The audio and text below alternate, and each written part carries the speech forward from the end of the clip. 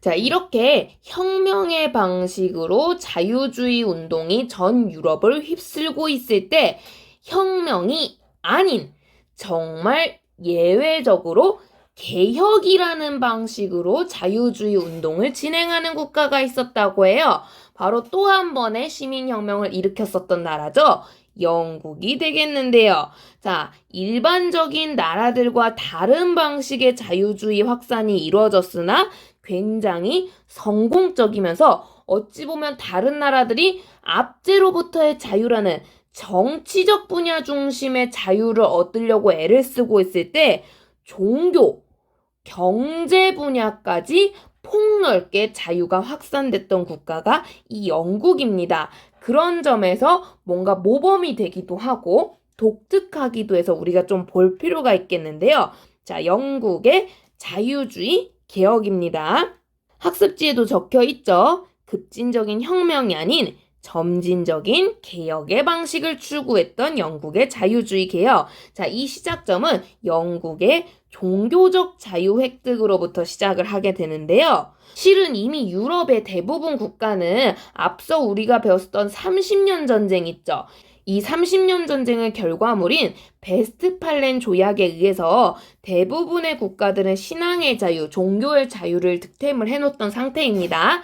하지만 영국은 좀 예외적으로 종교를 많이 억압하고 강요하는 모습이 있었어요. 바로 헨리 8세가 만들었던 영국 국교회인데요.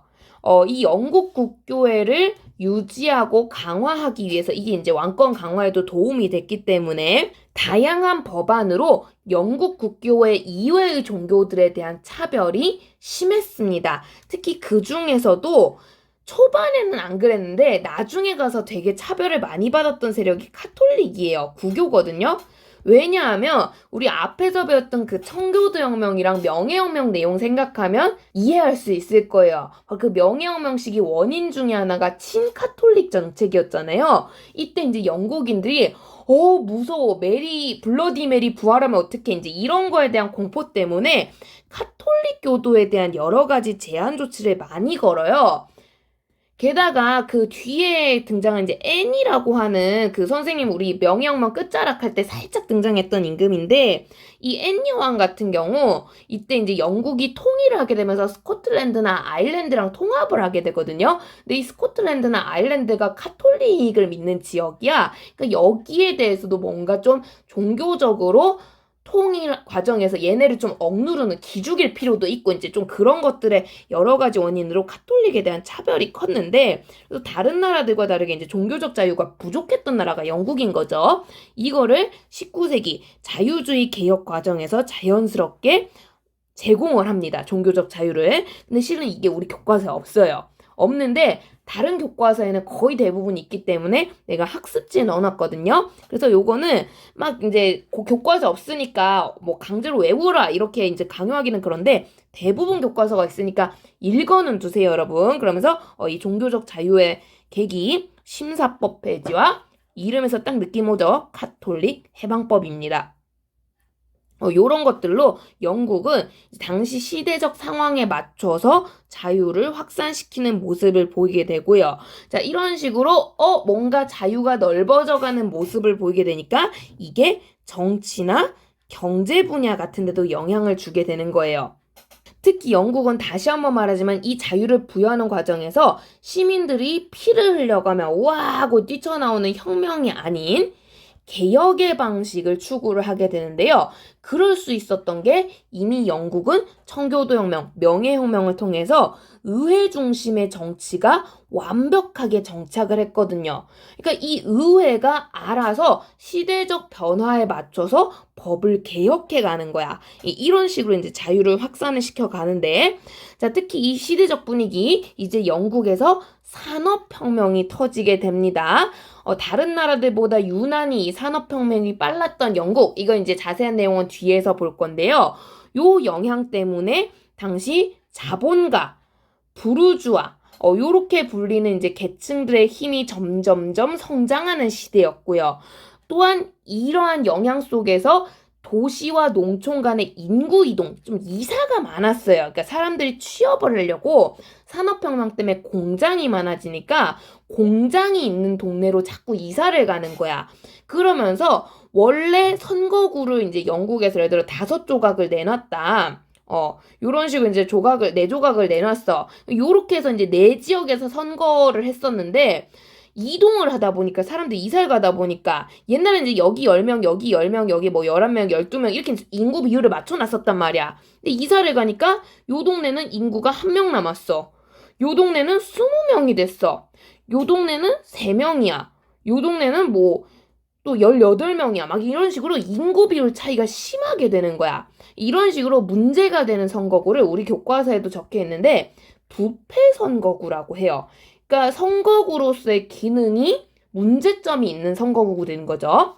그러니까 이러한 상황들에 대해서 의회가 빠르게 인식을 한 거야. 아, 지금 시대가 바뀌었네. 여기에 대한 뭔가 대처가 필요하겠다. 그러면서 사람들이 너도 나도 요구를 하기 전에 알아서 이 당시 시대적 분위기에 맞게 선거법을 개혁을 해요. 이거를 우리는 1차 선거법 개정이라고 하고요. 이제 프랑스에서 7월 혁명이 일어난 직후인 1832년에 이뤄지게 되는데 바로 이 문제점들 그대로 해결을 합니다. 즉 자본가 세력의 힘이 강해졌으니까 자본가에게 선거권을 주는 거고요. 부패 선거구가 만들어지니까 이걸 없애야겠죠. 부패 선거구를 폐지해서 인구 비율에 맞게 이 선거구를 재조정을 해요. 이런 식으로 이제 선거법을 개정을 하는데 이것만 보면 영국은 진짜 대단한 나라인 거죠. 다른 나라가 막 시민들이 피 흘려가면서 선거권 줘 이러기 전에 알아서 주잖아. 너무 땡큐 베리 마치인데 문제는 선거권을 누구한테만 줬다고? 그치. 돈 있는 애들한테만 준 거야. 어떻게 보면 이건 7월 혁명의 문제점하고 똑같았던 거죠. 즉 선거를 할 때 제한 선거를 실시했다라는 건데요. 이미 주위 국가의 그러한 면모들이나 자신들 스스로 시민혁명을 하면서 모든 인간은 평등하고 모든 인간은 자유를 누릴 수 있다라는 자유주의를 이미 모든 영국 국민들은 알고 있어요. 그거를 의회가 이제 잘 반영을 해서 개정을 하면 별 문제가 없는데 지금 문제가 생겼잖아. 그치? 재산을 가지고 나눴으니까. 이 부분에 대해서 영국에서도 돈이 없는 사람들, 특히 부르주아의 반대 세력이라고 할 수 있는 노동자 계층에서 크게 분노하는 모습을 보이게 되고요. 자, 그러면서 영국에서 나름 혁명까지는 아니지만 운동이 일어나요. 요즘으로 치면 촛불 시위 같은 느낌이라고 보시면 되겠는데요. 바로 이 노동자들이 주도해서 우리에게도 선거권을 다오라고 요구했던 운동. 이게 바로 자티스트 운동이라고 하고요. 이게 영국에서 그나마 혁명까지는 아니지만 나름 격렬하게 일어났던 이제 자유주의적인 운동이라서 꽤나 유명한 사건이 되겠습니다. 그래서 여러분 차티스트 운동 좀 기억을 해두셔야 되고요. 그래서 노동자 계층을 중심으로 선거권을 다오라고 요구를 하는데 이때 노동자들 똑똑해요. 자기들 또 그냥 선거권은 없는다고 해서 이 선거권을 유용하게 쓸 수 있을 거란 생각을 못 하거든요. 왜냐하면 자기들은 돈이 없으니까.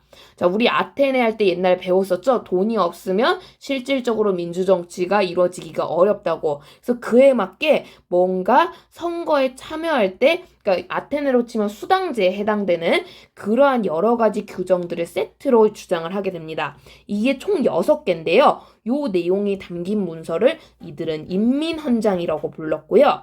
인민헌장 교과서에 있습니다, 여러분. 체크 한번 해보시고 읽어보시면 좋겠습니다. 자, 그러면서 요청을 하게 되는데요. 문제는 이 차티스트 운동이 1차 선거법 거의 직후에 이루어지게 되거든요. 자, 그러니까 의회 입장에서는 좀 괘씸한 느낌이 들어요. 아니, 노동자들이 뭐 국가에 세금을 많이 갖다 바치는 것도 아니고, 우리가 그리고 1차 선거법 개정한 지 얼마나 됐다고 이거 좀 몇 년 써보고, 그래서 문제가 있으면 우리가 또 개정을 알아서 해주겠지.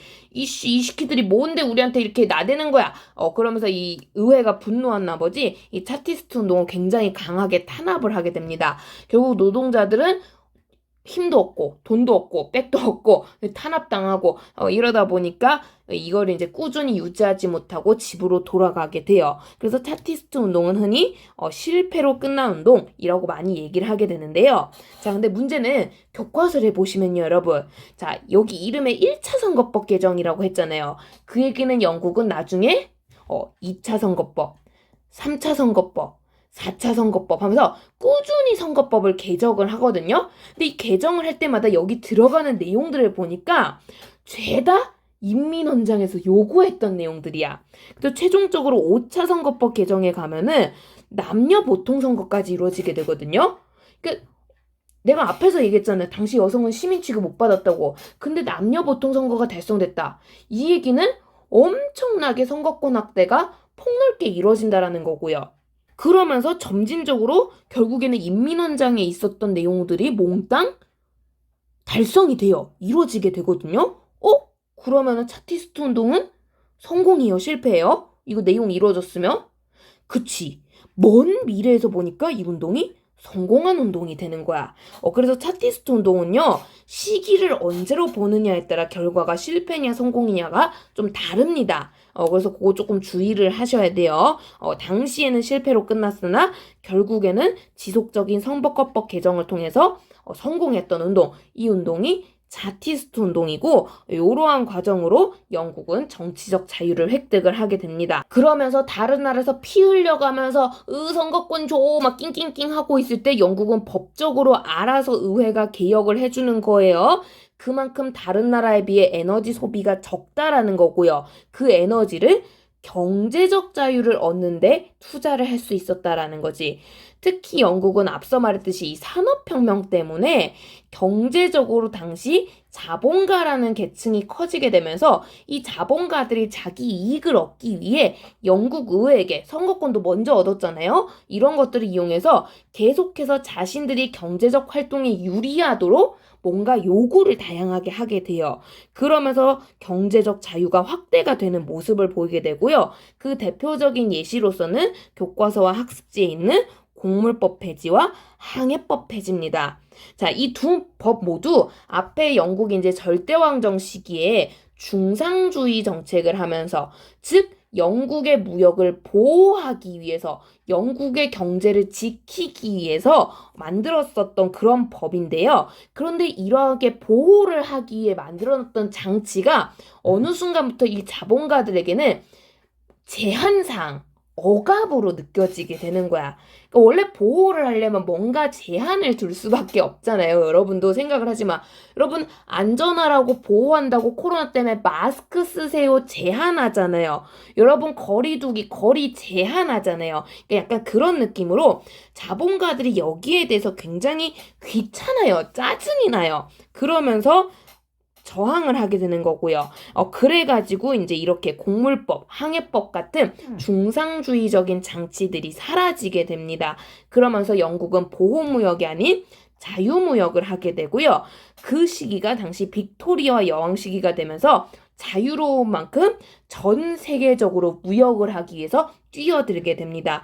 그러면서 당시 영국은 해가 지지 않는 나라라는 평가를 받을 정도로, 그러한 별칭이 붙을 정도로 많은 식민지를 획득하고 전 세계적으로 무역을 하는 그러한 모습들을 보이게 되는데요.